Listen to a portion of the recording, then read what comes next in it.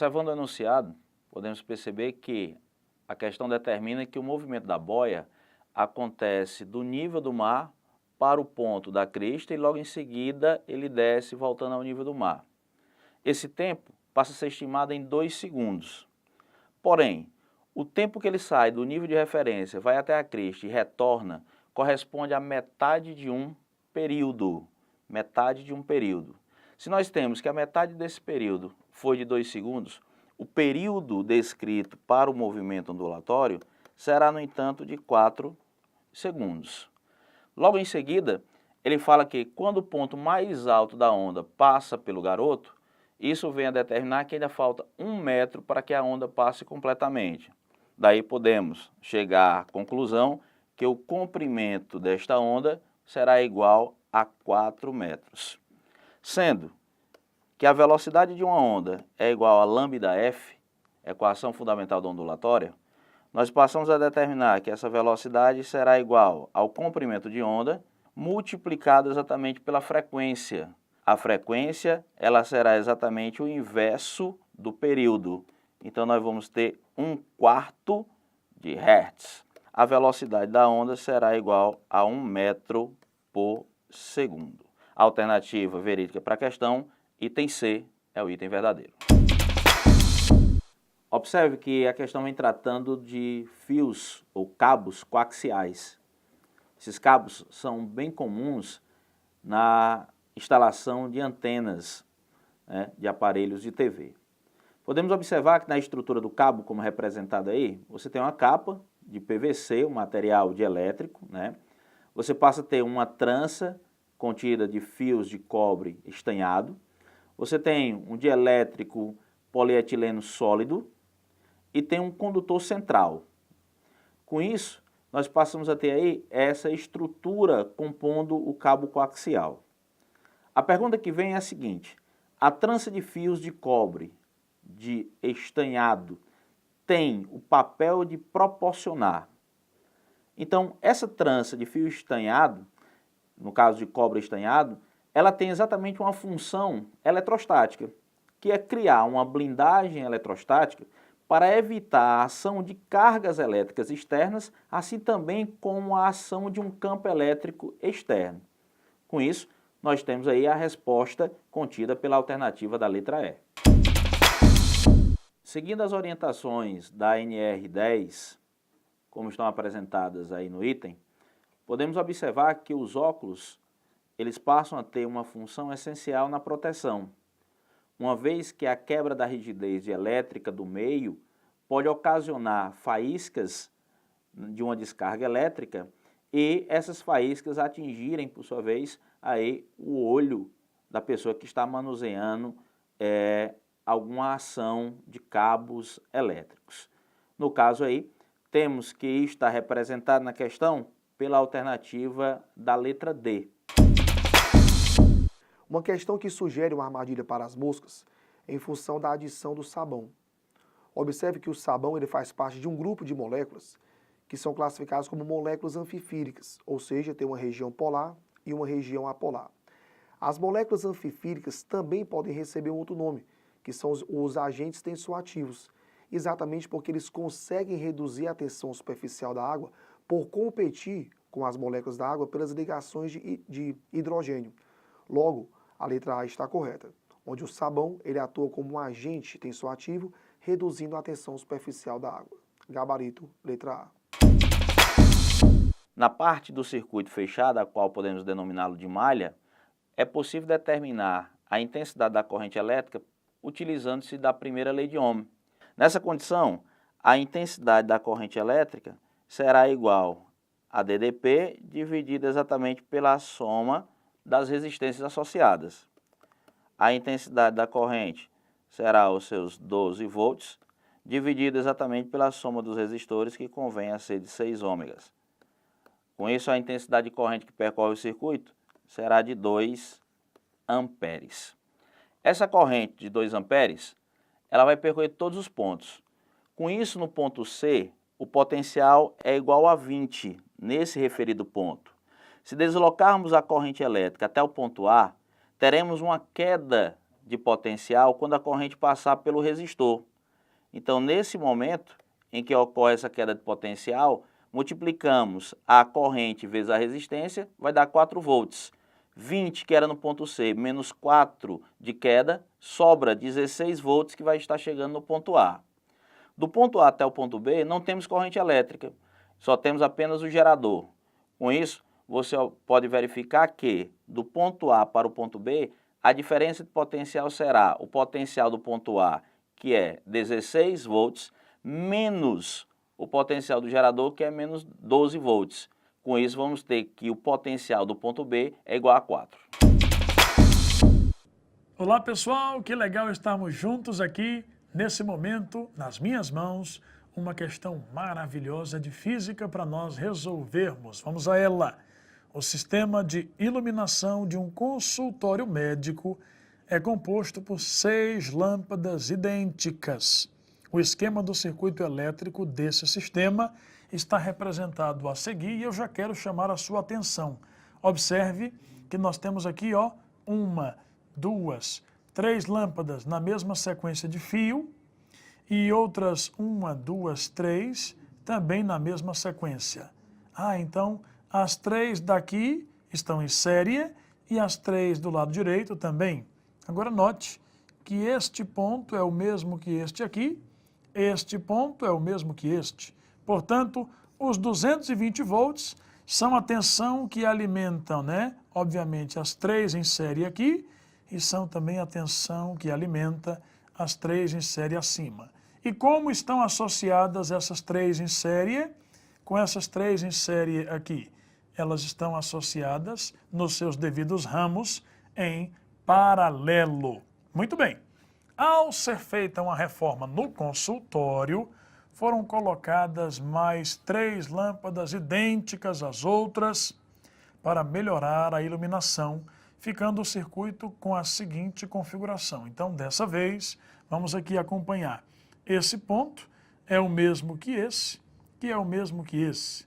E esse aqui, ó, é o mesmo que esse, e é o mesmo que esse.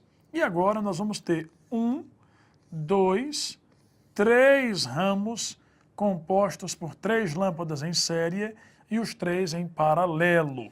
Após a reforma, as lâmpadas ficaram ligadas pelo mesmo tempo diário que ficavam anteriormente. Uma linda questão de circuitos elétricos, competência 2, habilidade 5, com relação à configuração anterior de 6 lâmpadas, o consumo de energia elétrica após a reforma é. Muito bem, vamos voltar aqui então para a foto inicial. Vejamos, nessa foto inicial aqui, a gente vai estudar o que estava acontecendo. Como eu disse há pouco, essas 3 lâmpadas aqui estão em série. Se cada uma delas tiver uma resistência R, juntas elas passam a valer 3R. E essas 3 lâmpadas aqui também estão em série, logo também 3R. E agora 3R desse lado com 3R desse outro em paralelo, eu vou ter uma resistência equivalente 1 igual ao produto pela soma. Ou, como são iguais, basta você dividir pela quantidade de ramos, 3R sobre 2. Há uma expressão muito conhecida que diz que a potência é U ao quadrado sobre R, onde U é a tensão e R é a resistência. Então eu vou dizer que na primeira situação a potência é P1, nossa tensão vale 220 volts, eu vou deixar U ao quadrado e a resistência equivalente 3R sobre 2. Divisão de fração, repete a primeira, multiplica pelo inverso da segunda, chegaremos em 2U ao quadrado sobre 3R. Essa, meus caros, é a potência na primeira situação, 2U ao quadrado sobre 3R.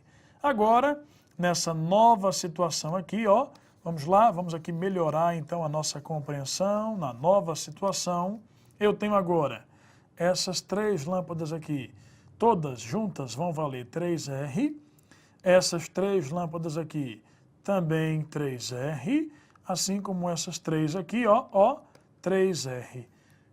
E cada um desses ramos encontra-se com relação ao outro em paralelo, afinal estão todos alimentados pela mesma tensão de 220 volts, a nova resistência equivalente, a resistência equivalente 2, será 3R dividido por 3, que é igual a R.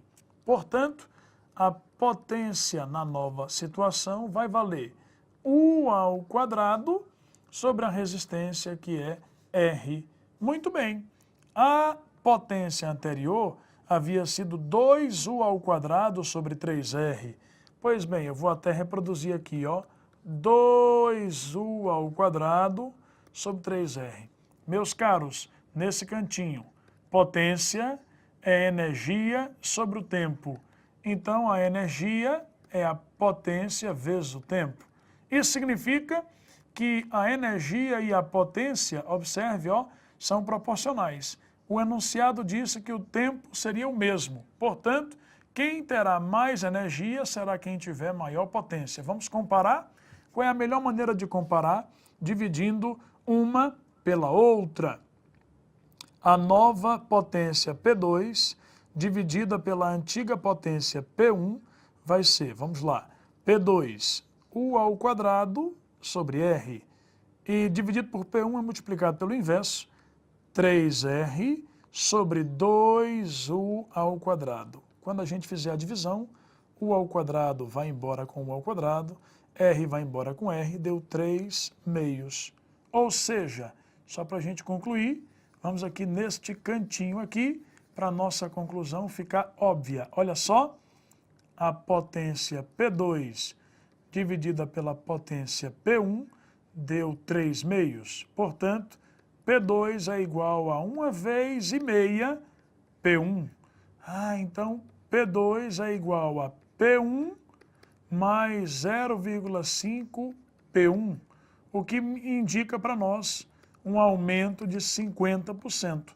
Será que em alguma das alternativas aparece algo relacionado a isso?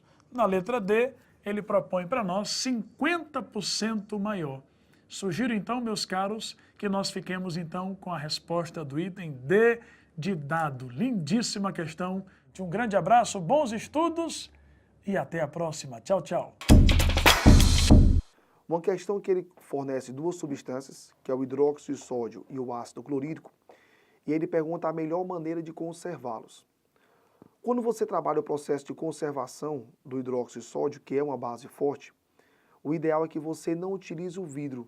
Existe uma reação, mesmo que sendo lenta, entre a soda cáustica e o vidro.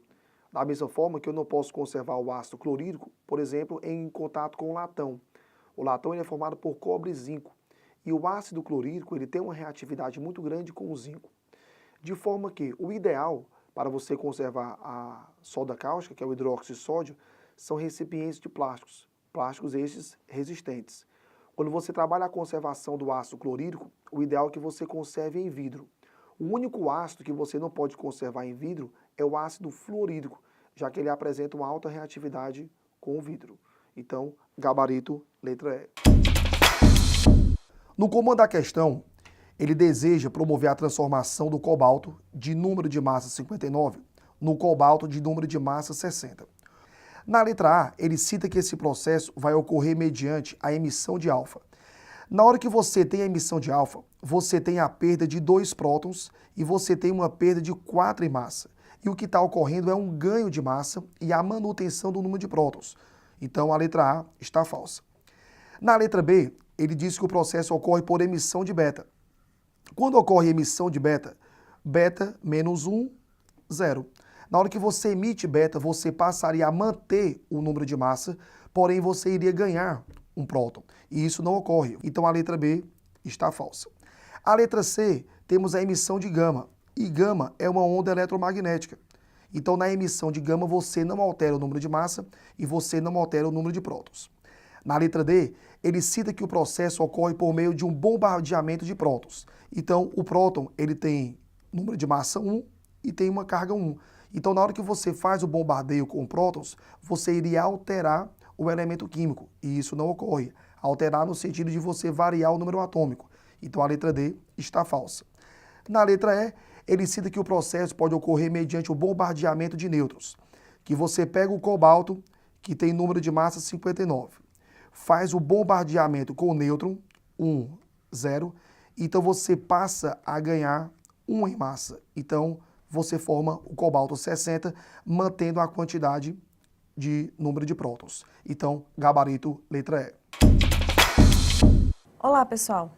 Nessa questão, é necessário que nós tenhamos conhecimento prévio na obtenção de metais e também no conceito de óxidos. Vamos lá, então, resolver a questão? A reciclagem de materiais é importante tanto do ponto de vista econômico, já que minimiza gastos com a produção de materiais e com a utilização de recursos naturais, quanto ambiental, pois diminui a quantidade de lixo e a contaminação de mananciais, dos solos e do ar. Entre os materiais que podem ser reciclados está o alumínio, metal que apresenta boa resistência à corrosão e densidade relativamente baixa. Do ponto de vista econômico, a reciclagem do alumínio é vantajosa porque ele apresenta alto. Bom, nós sabemos que para obter o alumínio é necessário que conheçamos o óxido que contém ele, que é o óxido de alumínio, representado por Al2O3. Para a obtenção do alumínio, é necessário que nós forneçamos grande quantidade de energia e também uma grande quantidade de corrente elétrica para depois separar o oxigênio do alumínio. Logo, o item A que diz o custo de obtenção pela eletrólise da ígnea da alumina. O item B, valor comercial já que é escasso da natureza. O item C, potencial de redução não sofrendo oxidação. Item D, resistência química à reação com ácidos. E o item E, valor de venda por ser um metal nobre. A melhor opção a ser considerada aqui é o item A, pois o custo de obtenção pela eletrólise ígnea da alumina. Por isso que ele apresenta um alto valor, deve ser a opção a ser marcada, item A, portanto. Uma questão que vai abordar a parte da estequiometria, envolvendo aí a parte de soluções em cálculo de pH. Observe.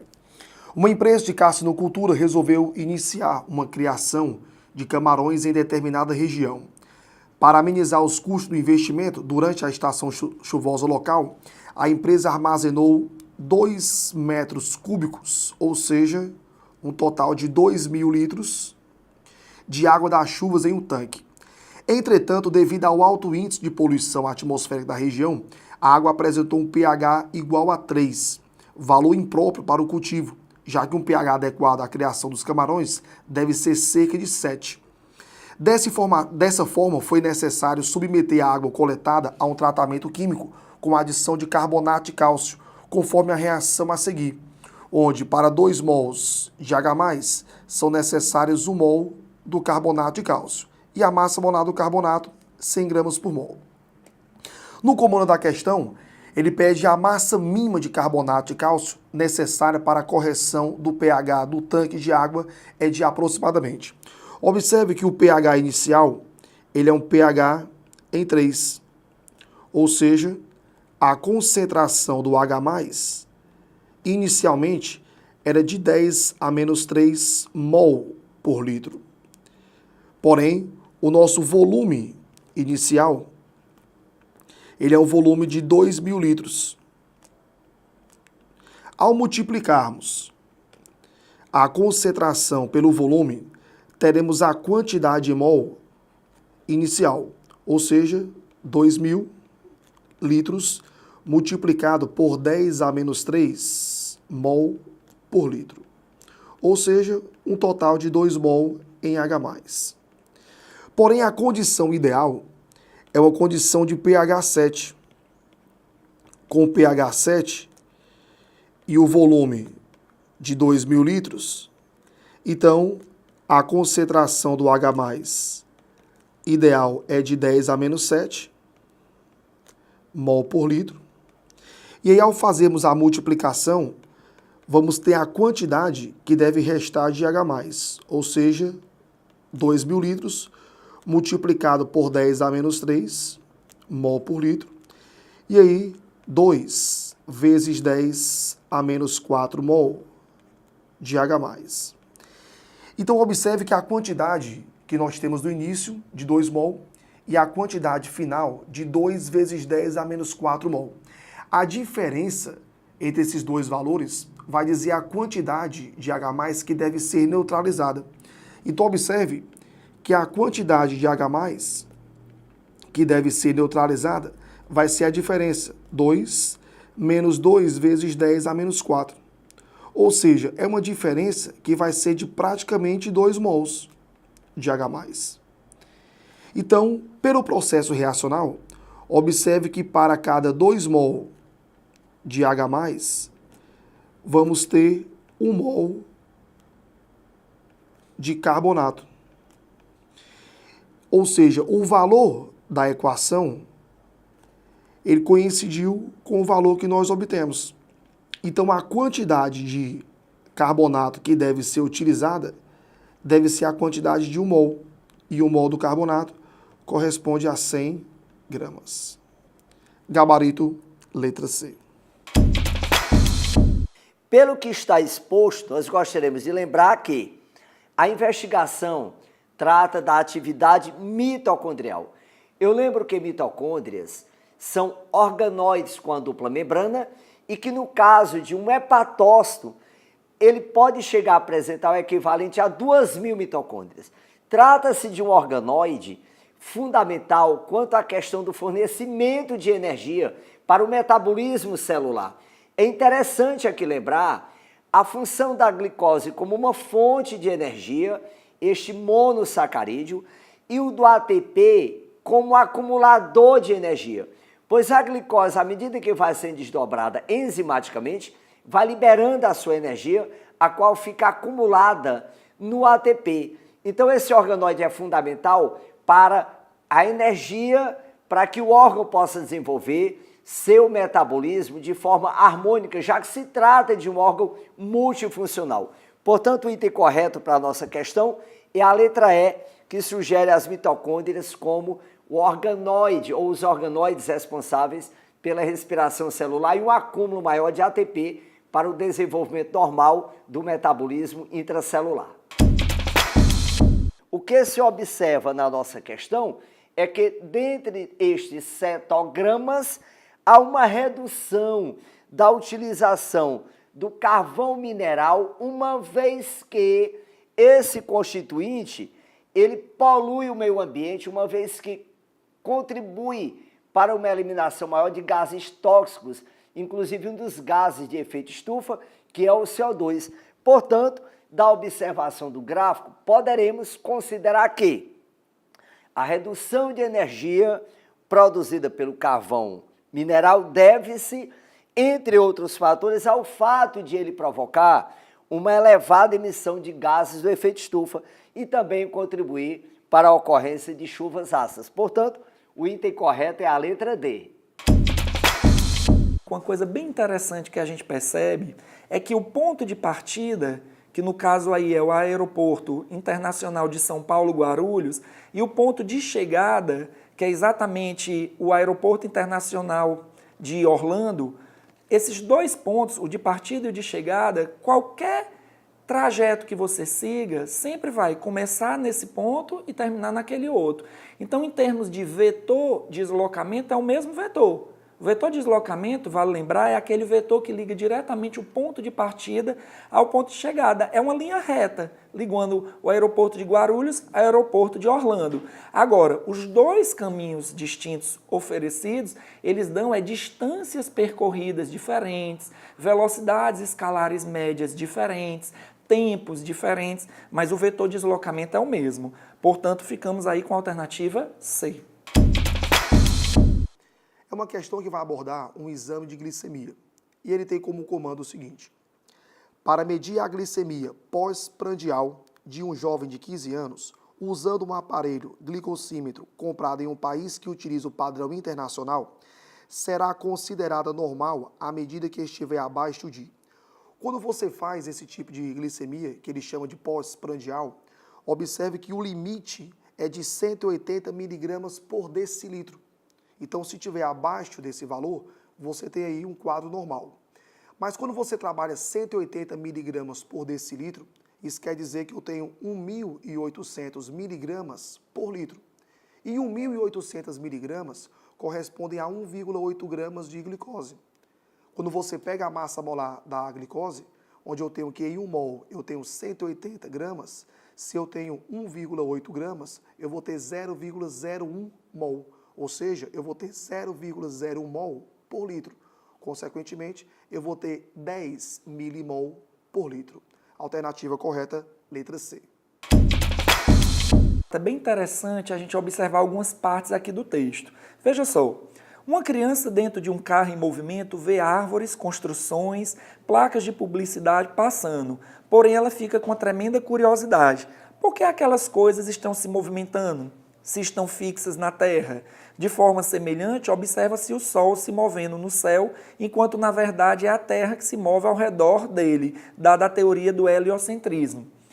Todos esses casos citados anteriormente, em que há diferenças de interpretações, são justificadas por meio de um conceito físico denominado. Bem, o texto deixou bem claro aí para nós o quanto é importante o conceito de referencial. Uma coisa que está em repouso em relação a mim pode estar em movimento em relação a outra pessoa. Por exemplo, se eu estou caminhando aqui em uma calçada e tem uma pessoa ali parada em relação à calçada, em relação a mim eu vou ver a pessoa em movimento. Se eu olhar para a minha própria roupa, para um relógio, eu vou ver a minha roupa parada em relação ao meu corpo. Vou ver o relógio parado em relação ao meu braço. Mas uma pessoa sentada na calçada, olhando para mim, já vai me ver se movimentando. A roupa andando juntamente comigo, o relógio andando juntamente comigo. Então, veja, tudo depende do referencial. É em relação a que referencial que está sendo descrito, que está em movimento ou que está em repouso. E como é esse movimento, ok? Então, alternativa C. Bem, ao escorregar pelo cano, nós teremos que a energia mecânica de movimento do corpo, ela vai ser, por sua vez, sofrer uma dissipação. Muito comum nos quartéis de bombeiros, o famoso cano por onde os soldados descem quando a sirene de alerta toca, foi criado com o intuito de agilizar o serviço. Com esse aparato, eles podem chegar às viaturas em poucos segundos, tempo que faz uma grande diferença em se tratando de ocorrências que envolvam vítimas. Durante a descida, o atrito da roupa e da pele com o cano é responsável pela. Não havendo conservação da energia mecânica, teremos que essa energia dissipada, ela vai se dissipar em uma das formas que é a forma de calor. Com isso, podemos verificar que no item C, ele fala que a transformação da parte da energia mecânica em calor. Então, ao escorregar, a energia mecânica do corpo é dissipada e essa dissipação acontece na forma de calor, como temos aí na alternativa da letra C.